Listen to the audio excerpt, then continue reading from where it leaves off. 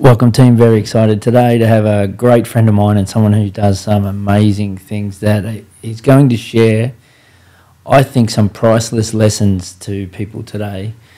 Joe Galuvao, but I want you to first tell me how to say Galuvao. Yeah, it's very close, eh? Yeah. It's good to be with you, brother. It's actually Galuvao. Galuvao. Yeah, so I guess where everyone kind of gets tripped up is just the pronunciation of the G. Okay. So it's like singer. So the G in singer. Yeah. So nga. Nah. Yeah, so it's just using the Galuvao. yeah.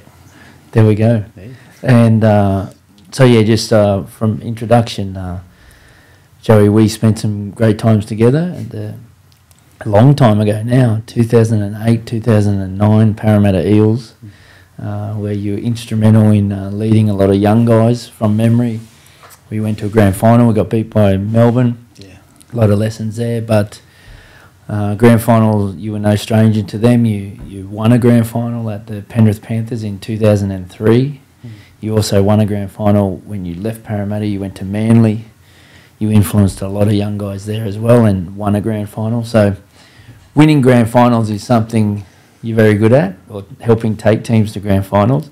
So I definitely want to talk about your footy career, but I definitely also want to get you down the path of what you're doing now, because all my listeners, Joe, are the coaches, teachers, trainers, leaders of businesses who are all trying to get the best out of their people. And I totally believe a way to do that is to understand and respect their cultures and where they're from, and learn about the person, which you are brilliant at. So I actually see you wearing a shirt that says Pacifica Wellbeing Advisory Group. Explain that to me. Yeah, I thought I'd plug our peer group. So it just consists of staff across the game that's either working in our clubland or within the NRL themselves. So it's just again consists of a lot of our staff that have Pacifica and Māori backgrounds that are in the game. A lot of them are wellbeing staff, but then we also have just some I guess people that we collaborate in terms of education, and so for example someone like Dr. David Lakisa, Dr. Shira Kyung, who we've been able to leverage their knowledge in regards to the studies that they've done. They've done PhD studies in regards to how do you, I guess, businesses, especially sporting teams, engage with Pacifica athletes. So there's a lot of knowledge in that. So our peer group, again, consists of all the staff, and then we kind of collaborate across the clubs, the game, in terms of being able to, I guess, build the capacity of our Pacifica players, build their leadership capacity, but also be able to give them a voice. There's a lot of our, cohort of our players that are, I guess we're quiet by nature, as you probably, which kind of lends to them not being heard as probably that they probably want to be heard. So having someone like myself, the way I like to see our group is that we're through education awareness, but also advocacy. So we're kind of that bridge in terms of how do we, build that bridge between coaching, administration, and then our players as well, to get the best out of our players, but also the return on the club, being able to create best practices. Well, yeah, and for the coaching point of view, you're trying to get the best out of your team. Correct. So there's a lot of boys from a Pacifica background. So if you want to get the best out of your team, if you're a coach that doesn't have that background, the best ones will make an effort to learn. I think you do a brilliant job at the Panthers, where you currently work, which is fitting that 20 years after you won a premiership for them, and you and TP were known as the Hair Bears from memory. We've just walked in the 27 Project, the studio out here in Penrith, and there's you're on the wall. They've got this artwork on the wall of all the success stories out of Western Sydney, and it's you and Tony Pulatua holding the premiership trophy. Yeah, there's a bad season of bad hair days. Bad hair days? Yeah. I can't do hair jokes if you didn't notice, Joe. But yeah, didn't want to state the obvious. I think to get the best out of your players, or even staff, like let's take it away from sport, like let's just say in the workforce. Do you have any advice on helping do that? Because, yeah, I totally believe the leaders that get this space right, that's where the magic happens. And the magic does definitely happen out at Penrith. There's an environment there where those players are safe, psychologically safe to be themselves and to just be them, and it's a place where there's so much support and love around. You know, it's no wonder they are going well on the field, but they also go well off the field. The stuff you did this year, I saw it on the Panthers social media accounts. That was your program, running that cultural type program. That was so impressive. But what's your take on all of this, as far as like to the listeners out there that are coaches or teachers or leaders or trainers, those types? How can they get the best out of their Pacifica people? I guess, you kind of mentioned, again, take sport aside.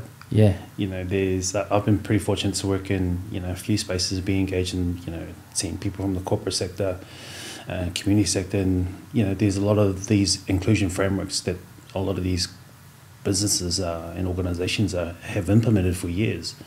And so you think about, like, why do those inclusion frameworks exist? Is because, again, how can they get the best out of their employee base? Yeah. And so, if you can understand your employee base, the needs and wants, why is that important? There's these theories around psychological safety, that when employees come to their businesses, they want to make sure that they're safe, yeah. They have their sense of belonging. There's this theory around Maslow's hierarchy of needs, so it ties into all these psychological theories and human behaviour. So again, it's all about how can we get the best return of investment on our employee base. So then I think sport, especially, I think rugby league has probably have dragged their feet a little bit, but in terms of how can they get the best out of their players. But I like to think that Penrith have been doing that pretty good over the last few years, and that's purely because your organisation's got to reflect your leaders and what they value. Yeah. And that's from my own experiences, yeah. having in different clubs that I've been part of.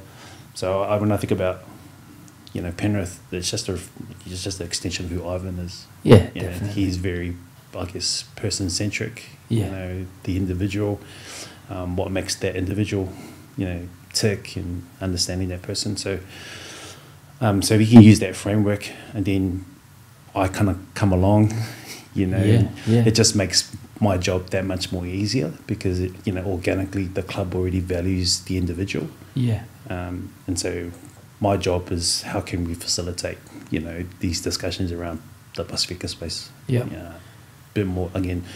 So that's kind of, that's what I've kind of seen. And why is that important in terms of coaching? So, again, think about our employee base. Yeah. Think about our employee base in the game, NRL. Like it's, in the NRL, the demographics like 50+% now at our Pacifica. In our juniors, that's even higher. Yeah. I remember Gus Gould said years ago that he saw a future of rugby league, and the future was Pacific. Yeah. Yeah. He said this years ago, and I remember him saying this just recently when we did a workshop with the Channel 9 executives and head commentary team. Yeah. He said the same thing. So he had the crystal ball back then, understanding that, listen, the game's gonna have this, influx of Pacifica players. So it's the clubs and businesses that best understand those players will get the best out of them. So. Definitely, mate. And I love that we could go down some different topics here that, Australia, there's 50%, like you say, across the league, but I have a lot of listeners in the UK where there might not be as many, but there's a few. And you think about overseas, and think rugby is massive. Rugby? rugby. The cohort of Pacifica Yeah. players It's rugby. huge. So They could be the English side. yeah, so there's people that all get a lot out of this from all over the world. But I want to go back to, like, how do you think it's changed from, or was there any lessons you learned early on in your career? I know everyone does it a lot better now, but is there any experiences where you realised that it wasn't done well? So you debuted in 1998 for the Warriors. Yep. You came out to... Did you come out in what year? 2001 to 2001 Penrith. Yeah, so to made Penrith, my club yeah. debut for Penrith in 2002. And you went from Penrith to South? South, yeah, it's been a few And then seasons. from South to Eels. So you've been everywhere. You've probably seen good and bad in a lot of different areas. Hopefully the Eels was a good time in 08 and 09. But is there anything back then that wasn't done well that you feel is so much better now? Or is there any lessons along the way you could share? I guess I'm talking specifically from Pacifica lens. Yeah. You know, we're a collective society, meaning that there are certain characteristics and behaviours that our cultures, uphold: respect, family, service, spirituality. So, and these are the things that are embedded in our culture, how we grew up. And so, I only say that is that the teams that I've been a part of that have reflected my values and how I grew up, I've found that they're the teams that I've felt gravitated towards that and have probably, and for a lot of the cohort of players, that Pacifica players that were there, got the best out of them. So take 09 for example, when we were there. Ando, when he came across, having been at the Warriors previous, he probably, and he was a different coach too. I was there when he first took over the Warriors, and so I was kind of there at the beginning of his coaching, but then I've kind of seen his coaching and more importantly how he interacted with players. Okay. Yeah. So I saw that evolve, and again, Ando probably disagree with me, but like I said, well, no, you're probably right. I think he would acknowledge he got better at that. Correct. Over the years from when he started to where he was in 09. And even me, Joey, I worked with the Kiwis in 2002. Yeah. We toured England. Yeah. Tony Pulatua was in that team. Yeah. Ali Lalatiti, there was... What was that environment like? For me, Nigel Wagner, I love Nigel. Mate, Nigel, if you're watching, we want you on the show. So, Ruben Wiki, mate, it was such a great camp, and I always felt... I mean, those guys had me on the bus teaching me the haka and all sorts of stuff. So, but I got very attached and connected with, and friends for life, I still stay in touch with some of them now. Yeah. And I always felt really connected with the Kiwi boys and the Pacifica boys just from that little connection I had. And then, 6 years later, I worked with the Kiwis again in 08 for the World Cup, where I always felt this good connection. But I felt the more I got to know about them, the better I got at coaching. So you've got to mention a few times their connection. Yeah. Which is really important. If you think about, again, this is off the back of a lot of the studies that have come out now over the years. Again, shout out to Dr. David Lakisa, Dr. Shiro Kyung, about this concept of space. We call it's a Pan-Pacific term in Samoa, we call it va. So va means space, or leva, the space. So in Pacifica culture, and again, these crossovers and there's different words for it in other cultures, but we call it va. It's a concept where it's the space in between space. So excuse me. It's the relational space. The way the analogy I always use is how the Māori people greet each other with the hongi. You've seen that? Yeah. People just think it. Do you understand why they do that? No, but I did one recently during the All-Stars game. I was with the Indigenous team and caught up with Fisher Harris. Yeah. Fisher Harris, my fish. If you're watching, you know we want you on. Yeah. But went and did that, and it was like and it was at this bit of a ceremonial type day, and there was so much, like, a lot of really good spirit in both teams and all the speakers, and it was very kind of emotional for a lot of people. But then for me and my man to do this, but tell me exactly what I was doing. So, like you kind of mentioned about spirit, and so in their culture, they believe that that there's life in the breath, and a lot of this is tied into spirituality as well, and a lot of our Pacifica players, where religion sits with them. So this sharing of breath, or you're sharing life now. So you're not just acquaintances anymore. You're, for lack of a better word, family. Yeah, right. So this, again, it's the space. For us, it's sacred in our culture. How we navigate, how we interact in this space. It's the relatedness. Yeah. So for a lot of coaches, it's understanding what that space means to us. It's sacred. It's something, our families, you've probably heard the saying that, it takes a village to raise a child, right? So for us, all these relationships are important to us. Yeah. So how we navigate in this space, or the VAR, determines the strength of that relationship. Right. So again, this is a shout out to Dr. Sierra Kyung. She did this study, and correct me, Sierra, you probably message me and say it was wrong, but she did this study. At least she's listening. Yeah, she did this study, and part of her PhD, she kept hearing from, her study I think was of rugby players, Polynesian rugby players, and one of the things that she kept hearing from them was, we've got to trust the process. We've got to trust the process. You've heard it. We've all heard it. Of course. And so she wanted to unpack what that meant for Pacifica players. Yeah. What she kind of found out was that it's not that trusting the process, you're actually trusting the person involved in the process. Yeah. So go back to what I've just said about this space, connectedness. Like, it's really important.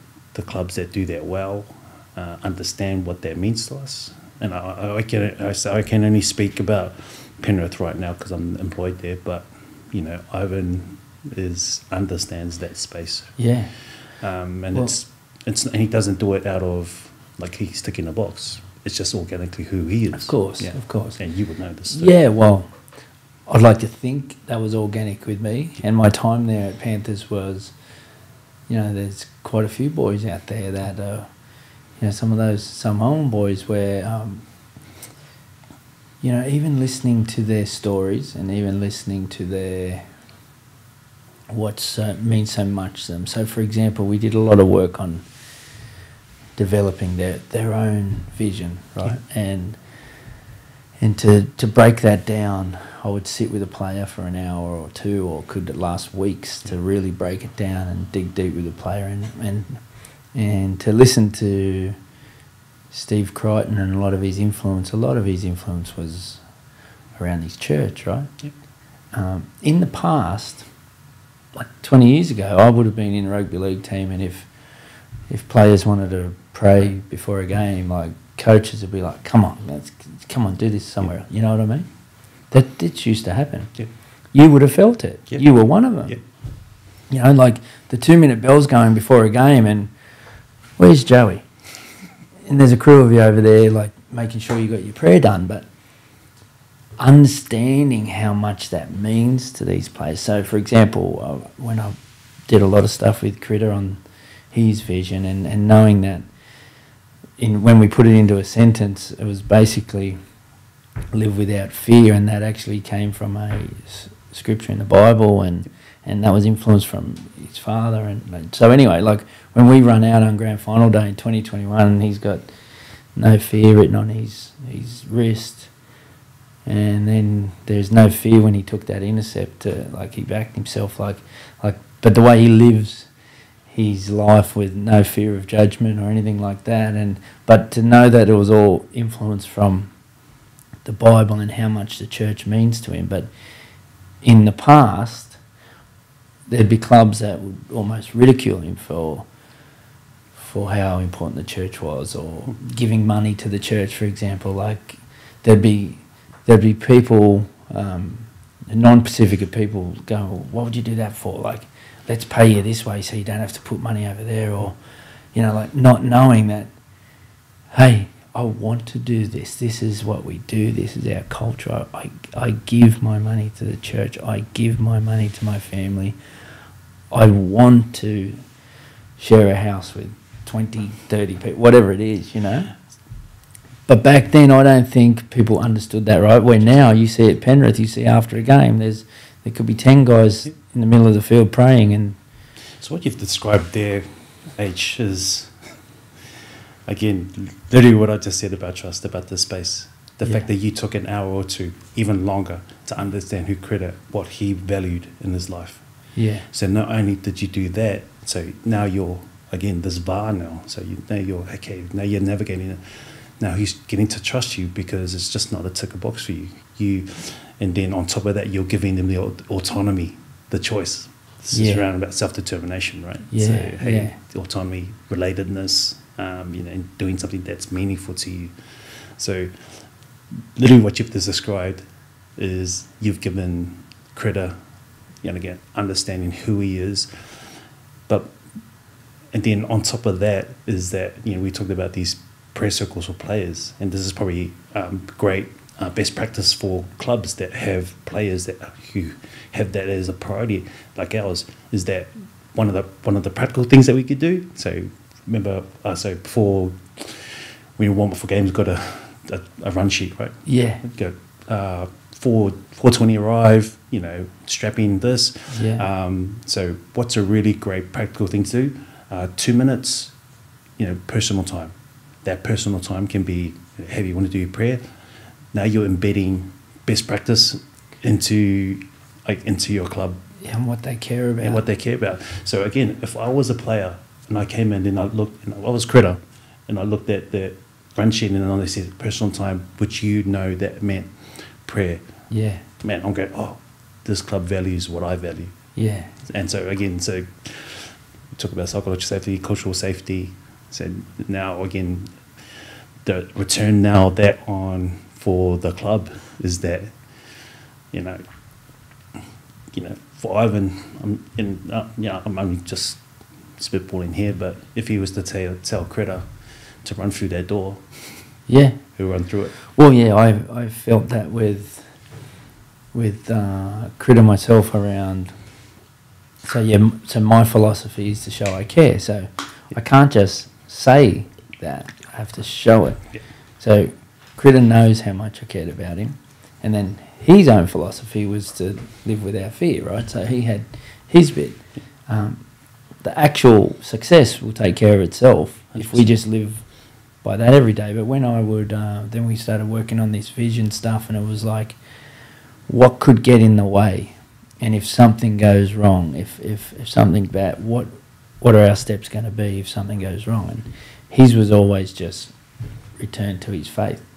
So it was all about his faith. And so once you realised all that, and then you see what he goes and does, like, mate, seen him play for Samoa. I was in a pub in Leeds, in England. Whereabouts? I did go and watch. Which pub? I can't remember. I actually took my son. We were only having lunch. We weren't drinking because my son was like 14. But we had to find somewhere to watch the game because we'd already gone and watched the Samoans play. But the night before, we watched Australia in Leeds, and they were in London the next day at lunchtime, and we just couldn't make it to London in time. And my son loves Crida and loves the boys, right? Me and Biz and all that. So, but we had to find a place, and we watched it. When we were watching the game, my son goes, Crida's going to intercept. It's like, mate, next thing, Crida, intercept. No fear. Just back himself. Yep.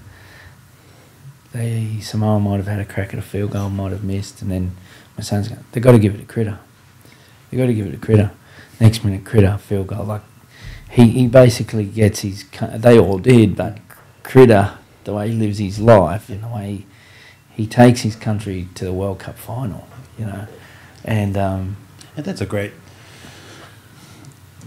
you think about the World Cup, but even Tonga before that, like, you know, how do you duplicate that in your own club? Yeah. You know, how can you duplicate that love? What I loved about what Samoa did last year, and goes to my point about understanding what fundamentally is important to us. Yeah.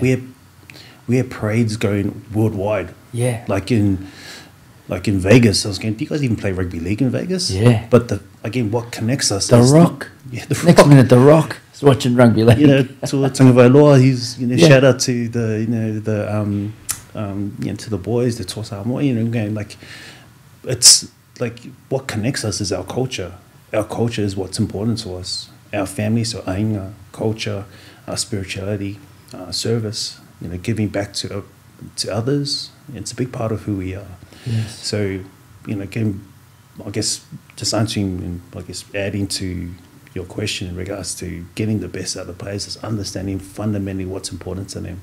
And, you know, if you want to know what the magic sauce is, I had a group last year, actually, back end of last year. I ran a Pacifica program at one of the high schools, and they came to part of the end of the program was to come and watch the Panthers boys at the captain's run. And again, I didn't ask Ivan to come in and speak to the boys. He just saw a group there. And again, he just came across and, you know, again, just who he is. And he goes, hey, ask the boys, and the boys are buzzing out. And I said to Ive, hey, what's the magic sauce here? What's the secret sauce here at the club? And he kind of thought about it. 2 seconds, he goes, it's our connections. Yeah, it's our connections that's what makes us successful. And I'll go, the most connected team wins, Joey. But yeah, like there's so much, you know, and performance is important. Don't get me wrong. Like, you know, KPIs and like all that, winning, that's the conflict, I guess, because we're in elite sports, we're judged by wins and losses. Yeah. But that's where there can be a conflict when it becomes too much performance. Yeah. And, you know, how do you find that right balance with players? Yeah. I think that story you told with Creta is that you found that balance with him, that you found a common ground to understand who he is, but the return on that for him was no fear. How the application of that in his rugby league, how he trains, you know, how he conducts himself on and off the field, you know, putting in the extras. So it's being able to kind of find that balance in that. So yeah. Well, let's talk about your own rugby league career then. So debuted in '98, retired in 2013, 15 years in the toughest game in the world. That's a long career, like nearly 250 games in tough positions as well. You know, I debuted as fullback, by the way. Oh, that's right, you did too. Just a bit of a trivia.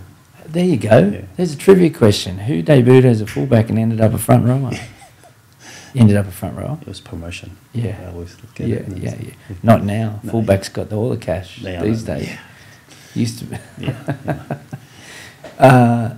Well, take us through that journey. I mean, who were big influences on your career that if you look back now and go, I loved working with that guy, or that coach taught me this, or like, because in there'll be some lessons for people out there that this really relates to. Like, let's go through some leaders, some captains, some coaches, whoever, you know. I guess, and I'll try not to be emotional about this, but, you know, I guess my family is probably one of the biggest influences in my life. And especially, I guess, my brother-in-law, Il, shout out to my brother-in-law. Like, he was probably came into my life. I'm one of 6. I got 5 sisters. I'm the only boy. So at a time of my life where, you know, I didn't really have any male role models, he came into my life. So he you know, really kind of set me on this path around excellence and, you know, doing the right things. And he played rugby, so he's someone that I looked up to, followed the All Blacks. So did he play for the All Blacks? No, I didn't play for the All Blacks, but, you know... But rugby was rugby, big sport. Big sport, especially growing up, the time that I grew up. But just everything, just the way he lived his life, and especially when it came to training, and like, you know, he was training, I was just going, oh man, like, I want to be like this guy. So, you know, there was an example set for me in terms of, you know, how to train and how to play and how to conduct yourself. Like, he was that example for me. And then influences in terms of sport, like obviously I've kind of mentioned rugby, Michael Jones. He was, like, if I wasn't a rugby league player, I would have wanted, like, just like every, I'm sure Kiwi kid want to play, be an All Black, but I wanted to be Michael Jones. So, did you? Yeah. So, yeah. And then all the obvious, like rugby league in general, like saved me as well. I think I was a bit of a kid, especially where I grew up in Manurewa in Auckland, South Auckland. It was pretty tough. You weren't expected to be much, especially where I grew up. Okay. It was pretty rough. So rugby league, I was pretty lucky that rugby league kind of came into my life, and I started making rep teams especially, and then that kind of put me in some, around really good people, good environments, and good coaches that challenged me, held me accountable, alongside my family. If you keep doing this or doing this, and then like my friends as well, I got a really good group of friends as well.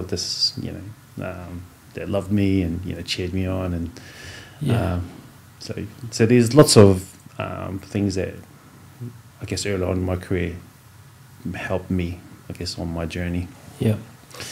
And then it had different experiences at different clubs. I loved my time, especially when I came to Penrith. I think just going back to I guess when I talked about when I started off, I had all these good people around me, but I probably still was a kid. Like I debuted when I was 19. Yeah. And you're still a kid trying to navigate. Man. Drop a few names. So you're the fullback as a kid at 19. Who were you playing with in '98? Stacey Jones was halfback. G Namu was the 5'8". Sean Hoppy. Right. Tia Party. Like Swan Boys were there. Logs. Yeah. Who else was there? I had a really decent side. Konzampongia, rest in peace. Yes. Great man. Yeah, great man. And I guess I only talk about when I was younger because like I had this, pretty fast trajectory in terms of my career early on, but I just didn't have the character to sustain it. Yeah. And I kind of went through a bit of a, there's some young upcoming, kind of fell through the cracks. Like I was literally on life support that's probably one of the reasons why I came over to Penrith. Whoa. I forgot about this. Life support. Oh, so in terms of my career. So because you were going off the rails a bit. Yeah. Letting the meteoric rise and the stardom and everything get to you. Yeah. Partying. Yeah, partying and like I said, I had good examples set to me, but I still had to live it all out. But I didn't have looking back at it now, didn't have the character to sustain it. And I remember Q as well, Stephen Kearney, Looks. I remember all these guys saying to me when I was younger, "Hey, make sure you do like the 1%ers, do the little things." And again, as a 19-year-old, 20-year-old, whatever, man. I'm just gonna rely on my talent, and do I need to work hard, and and it wasn't until later on that I looked back and go, "Oh man, this makes sense." Like some guys get it pretty early. Like I said, it took my career when it was on life support that I really got. So lucky you come out here. Who influenced you at Penrith? I was pretty lucky because I knew Tony and Frank Pulisua. Yeah. So they were a big draw card to come here. And Royce Simmons, he always kind of drops, "Hey, you remember who signed you?" Like, cool. But he signed me alongside the late great Peter Mulholland, and so I came to the club and found out that Royce was no longer the coach. Yeah, that's right. So I don't know what was happening at the time, and but I think when Johnny Lang came to the club, I think that's, and again, people at the time probably disagree with me, but I just think at that time they needed Johnny Lang, that type of person to be at the head of the helm. purely because I think the club was kind of, there was a few things going on, I guess. So I've never met Johnny Lang. I've heard great things about him. What did he value the most?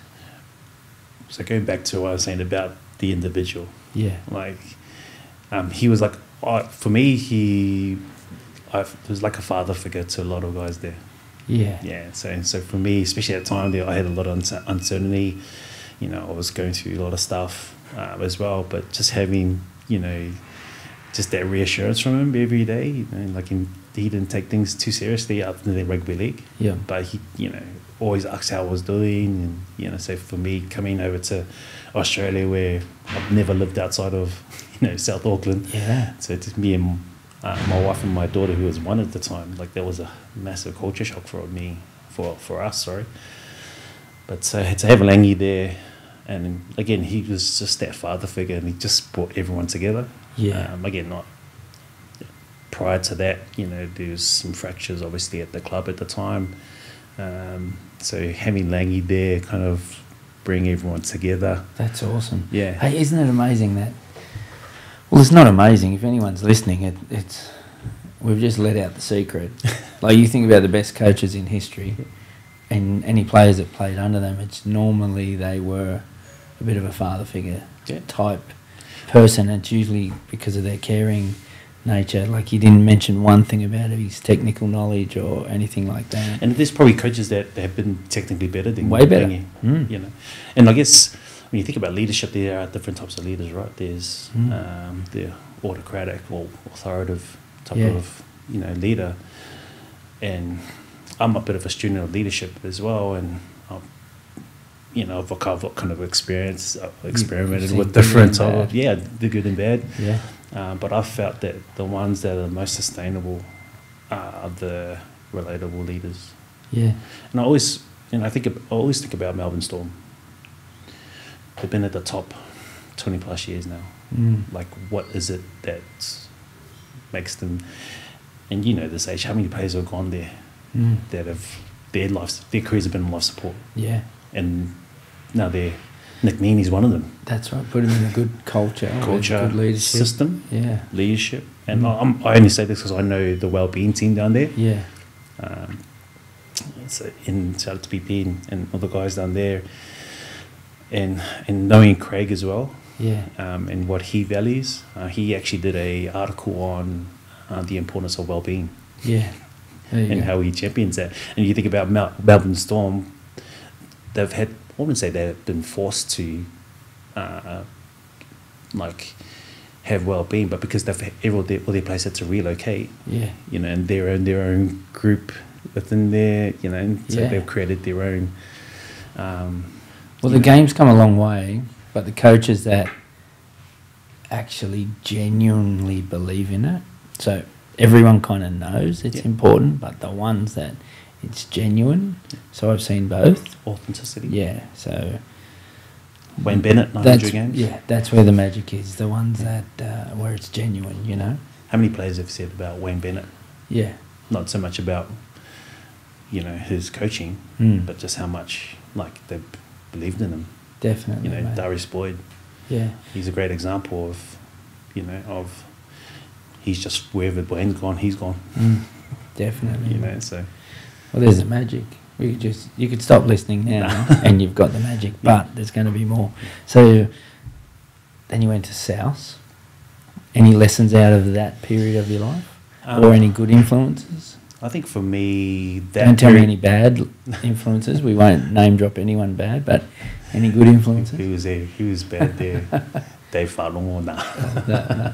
No, like that was, you know, I'll probably put my hand up to and acknowledge that was probably my best 2 years as well. Like, you know, I probably got caught up in my own hype too. Like, I signed there for 3 years. That was probably a big signing back then. Yeah, and that was probably one of the biggest contract that I got. Yeah, you know, so probably my first year, the environment at the time as well wasn't great.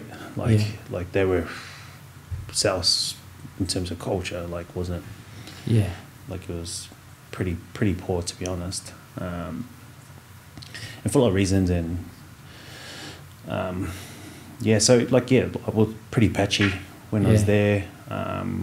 When Jason Taylor took over, I had a really good pre-season. That's probably the fittest I've been as well. I think I came to Para had pretty good nick as well because I guess just their training techniques. I think they wanted all their players under X amount, like body fat. So so I carried a bit.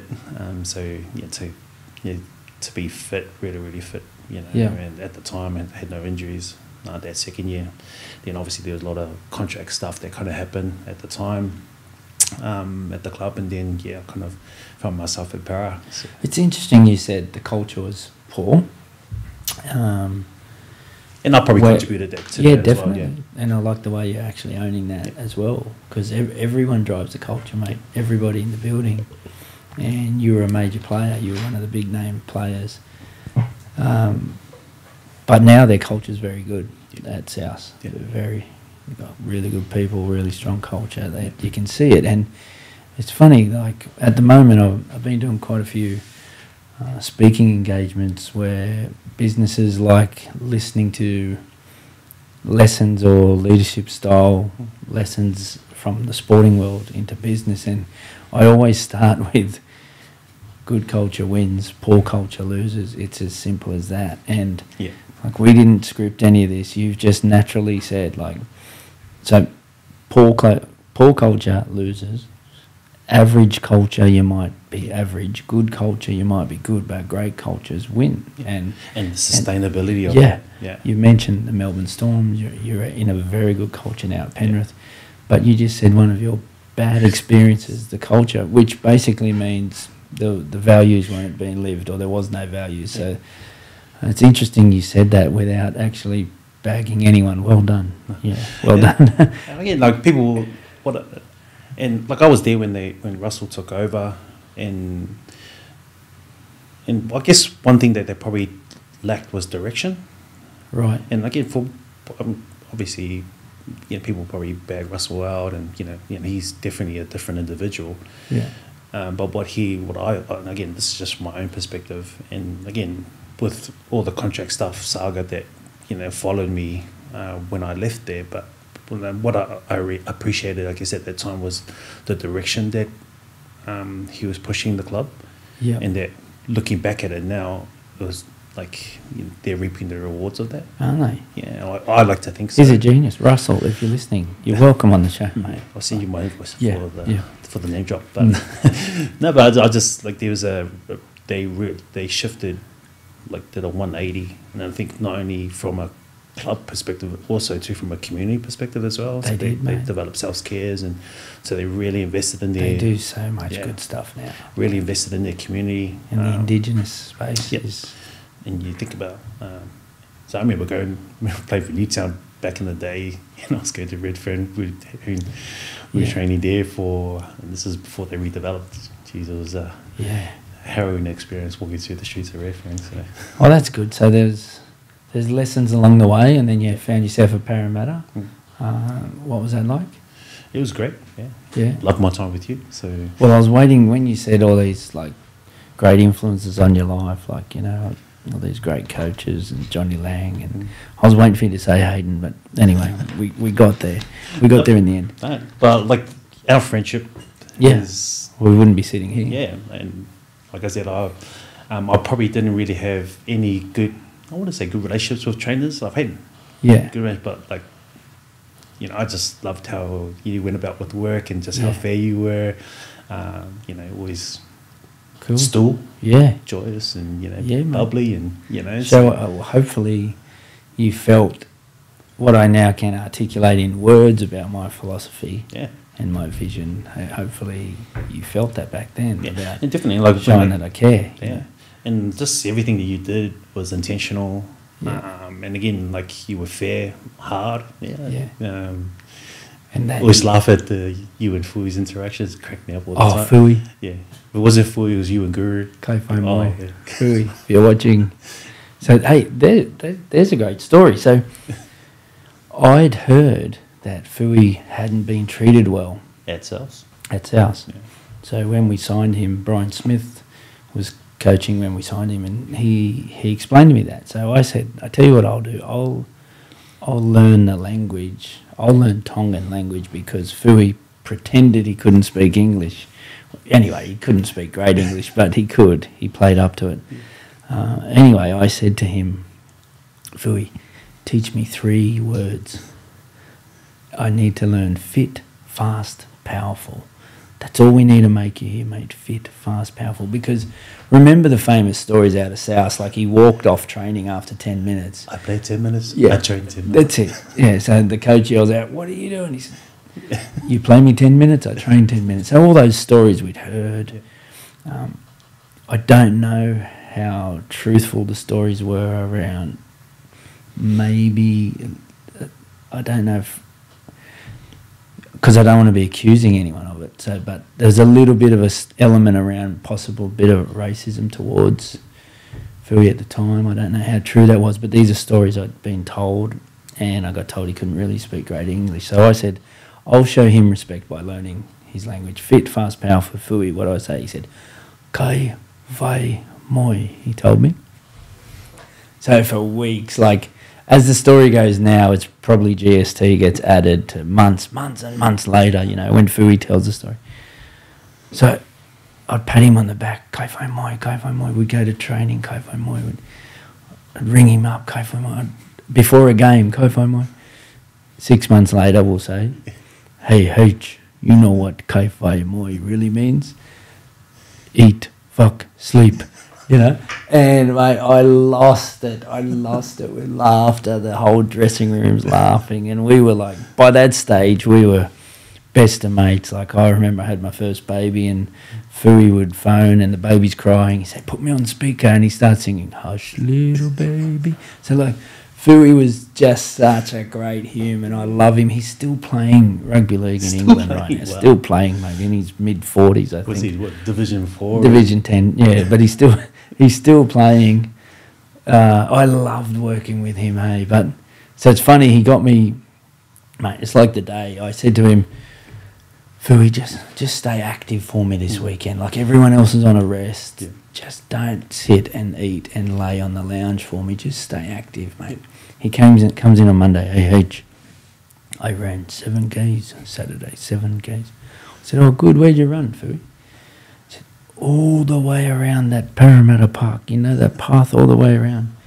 And I said, Fui, that's 3 Ks. Did you really run? He says, no. He stayed on the lounge all week. Yeah. Oh, that's a great example where it shows again about this notion of the space connectedness, especially for someone like Fui. Yeah, you know, he's probably the extreme end of our Pacifica players. When they come overseas, you know, how do you rate to them? Yeah, and if you don't understand the culture, yeah, at least you went out of your way to learn. Yeah.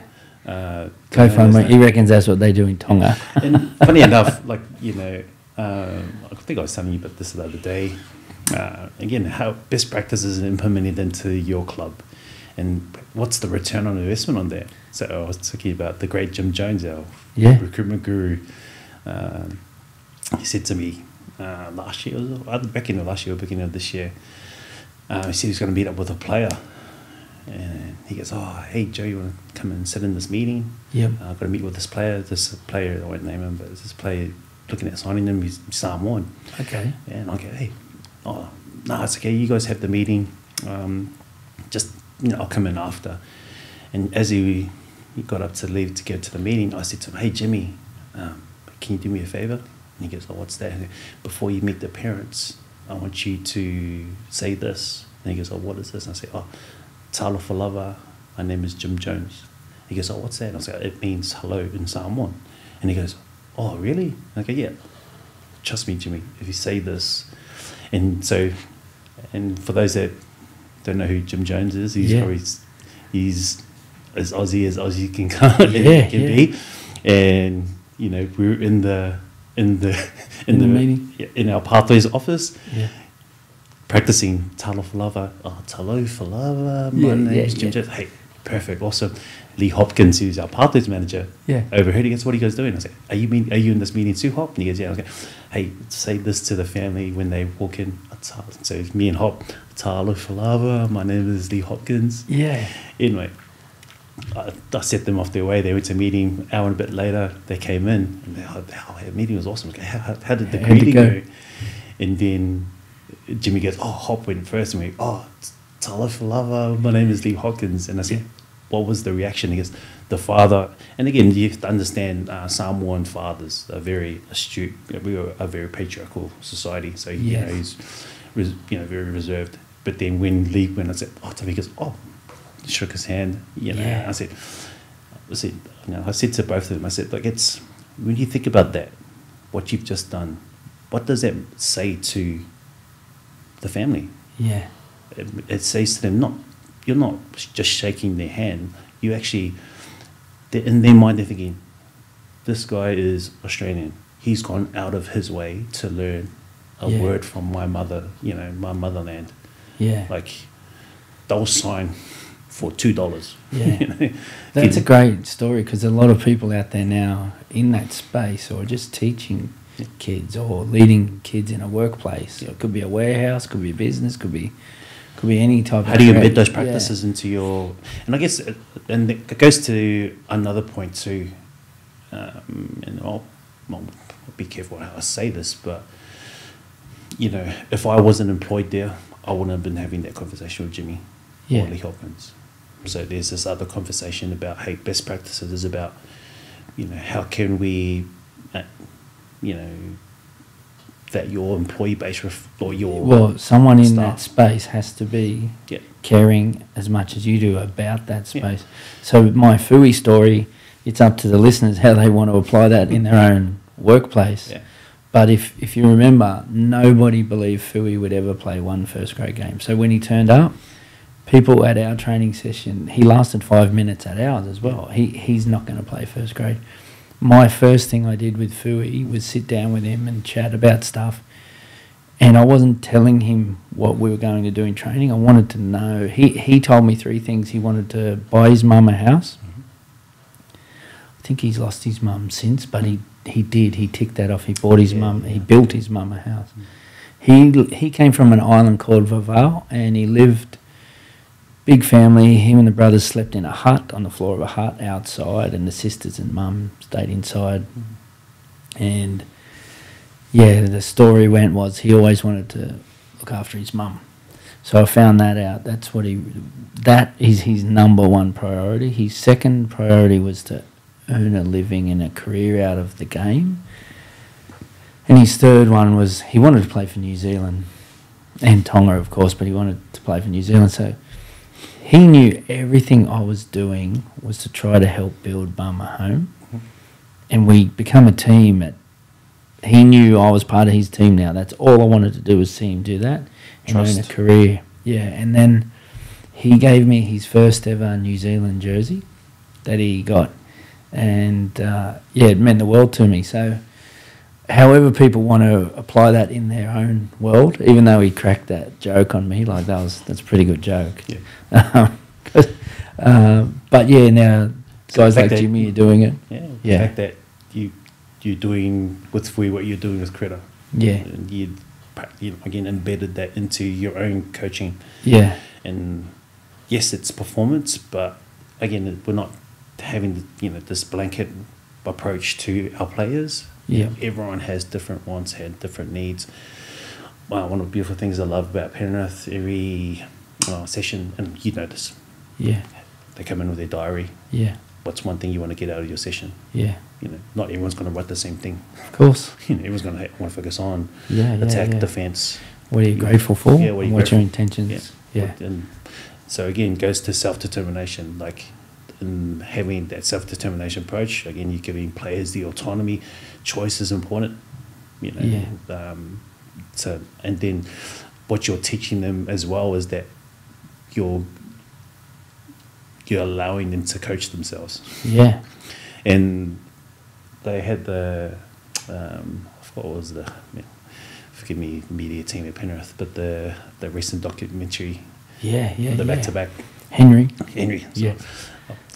So I forgot the Henry and Jake and the name of the doco. The name of the doco. Yeah. No, not Henry and Jake. So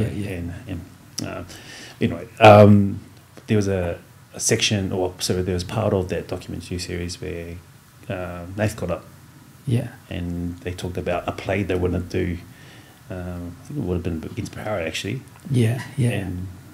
And he was going, we've been looking at this, looking at implementing doing this. They pretty much executed it on the night. Yeah. Dylan scored off a kick. There's a box line around that they're in for a kick for Dylan under the post or something like that. But what I loved about that is that again that the environment you're creating for players to coach and then give feedback and then give like that's I liken, again this is from my own career, I liken where Penrith are to my time when I was at Manly. Okay. Yeah. When you won. Yes. Yeah. But just the environment that there's created Yeah. for players like the Fozzes and DCEs and Jamie, like they pretty much, like how I see Nath doing video, that's what I saw, like the Stewart boys. Really? Okay. Just video. Jimmy, Yeah. like Jamie Lyon, they were just absorbed. How good was Jamie Lyon? Yeah. One of the best. Yeah. Yeah, I was pretty blessed to play with him. Yeah. And just how smart he is. Like, there was just things that, he knew, like, there was 2 moves ahead. Yes. He's that type of player. Yeah. I remember I had him for his first ever day of full-time training, Parramatta Eels. And I remember, I'll never forget it because he was like 18 or something. And Michael Butner came over to me, and Butts had played like 250 games at that stage and been around a long time. And he just came over and he said, that boy will play for Australia. He hadn't even played first grade yet. He just was straight out, said, that boy will play for Australia. And he just did things that he had this love of it, like if you actually said just run from there to there, whatever. But if you actually put a footy in his hand and told him this is why or whatever, like he was just different level. And just the humblest, most down to earth person like you'll ever meet. Like, and that was, like, that's, I love my time with Killer. And just like he was just an athlete. Like he didn't look like. I know. He looked like. Yeah. All the boys used to give it to him. So I asked him once. I said, "What was the magic? What was the magic for that Manly team?" Right? You might have your own answer, but he actually said to me, "The poker nights."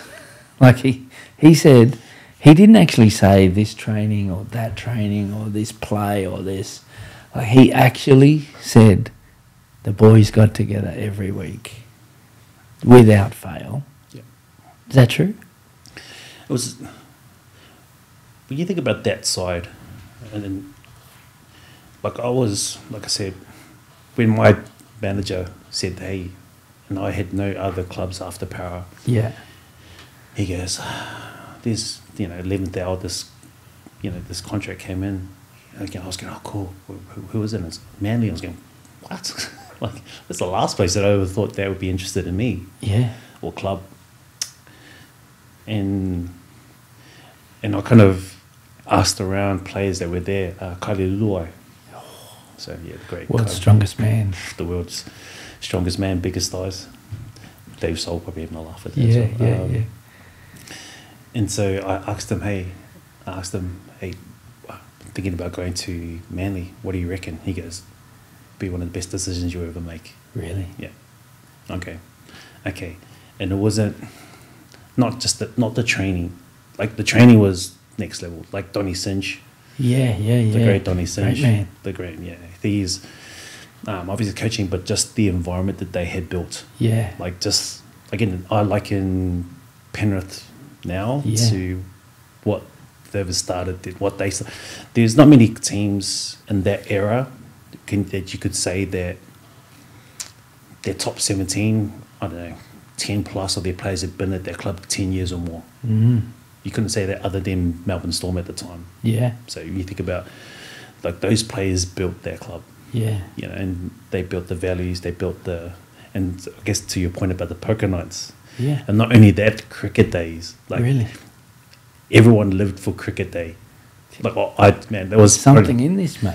Yeah, and I think Para do it now. I think BA started taking that concept. Yeah, because our cricket days, they were the best. Like, I think that was the end of pre-season. Okay. We'll have I've seen BA do that. Yeah. Yeah, so we used to do our cricket days. It was just everyone was there.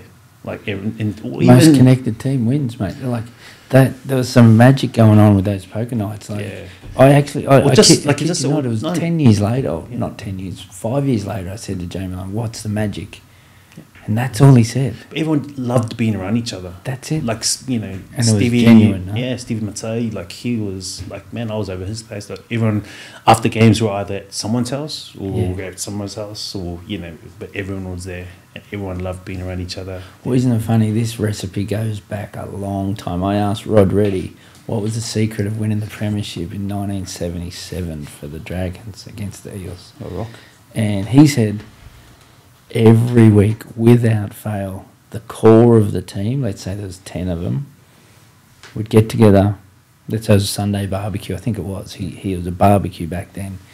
Wives, partners, and then the fringe guys, some would come and go because some were maybe a bit young, they'd duck and dive or whatever, but basically the whole team, every single week without fail. Once again, he had great influences on his life and his coaching, and the fundamentals that rippled through the Dragons in those days were from great coaches like Harry Bath, and it just filtered through. But this connection piece was like the magic that Rocket believes. So trying to get the balance between the professional life and the social bit is... Yeah, and it's a hard thing when, people talk about culture. Yeah. But I like, again, I'm only talking my experiences there at Penrith. I think I heard Ivan talk, but I've only been there a year and a bit, going on to year and a half now. But Ivan talked about, so 2019 you guys were going Masters or something, or before that. Yeah, we had a bad year. Yeah, but he talked about that he read a book, The 5 Dysfunctions of a Team. Yeah, 5 Dysfunctions of a Team. And Patrick Patrick Lencioni, I think. I've read the book as well. Yeah. But what I loved about that is that, you had a leader, had the accountability to say, what's wrong with our squad? It's dysfunctional, and there was a lack of trust, and there was a lack of... How do you build that? Yeah, what do we need to do? How can we change it? And I like, there's lessons in, like, acknowledging your faults, and especially if you're the leader. Yeah. Like, and I've been with some leaders that have thrown everyone else under the bus. Oh yeah, so have I. Yeah, and because why? Because performance has been the be or end all. Yeah. Where people are second. Yeah. And so that's, again, I'm only going off like what I've heard Ivan say, and then just seeing the fruit of that. Yeah. And then seeing the, obviously at the time that you were there, what you guys had built. Yeah.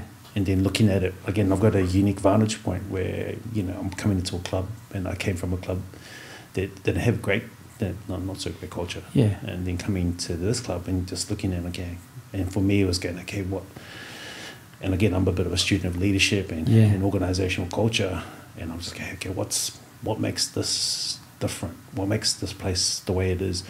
I had to cast my mind back to, again, the great Matt Cameron. He's this CEO of Rugby League there. 2018, I remember going to a junior representative event that they were holding, and my son was in Matt's at the time. Oh yeah, so you went as a dad. I just went as a dad. And you observed. Unobserved. And he said something that I've literally taken. So when I started at Penrith, I said to Camo, can I have that quote? Yeah. Because I'm going to build my wellbeing framework around that. Yeah. And so he said in 2018, he goes, we don't know where your journey is, that your sons and daughters will end up in rugby league, but what we do promise is that they'll be better people when they leave us. Yeah, yeah. I was there as a father going, just blew my mind. Sign my kid now. literally sign my kid. Like, Yeah. the more importantly, I was confident that my son, he was going to get looked after, not Yeah. only on the field but also off the field. Yeah. So I remember when I signed, when I signed to the club to come on staff, I literally messaged Camo, and I said, Camo, can you please give me word for word Yeah. that quote? Cool. Because I'm going to use that. And I've used that. I did a presentation to our pathways in regards to, you know, again, from my vantage point, what makes this organisation successful. Yeah. And it's because of that mission statement or that quote, but also Ivan's culture piece as well. For sure. Yeah, think about Ivan's culture piece. Yeah, like man. that's a pretty much a wellbeing framework. Mm. You know, so Yeah. I look at it and I'm going, when he was saying it, I'm going, Well, I was really privileged to be given a responsibility to help him drive that, and lessons that I've learned. And I love hearing some of the stuff we did back then, they're still doing now. You just said it to me about the journals. Yeah. When I first introduced the journals, it was like, what's this bloke doing? Yeah. But I loved hearing you just say it. But the it importance only of- worked because the leader cared so much about it, and I was just privileged to then. My vision is to assist him, so that everything I did then was. But the lessons I've learned now, when I go and speak to any businesses, when I tell them, great cultures win, poor cultures loses. I'm saying that with so much 100% belief because I've lived both. Yeah. So have you. And, you know, You've seen good leaders, poor leaders, good cultures, bad cultures.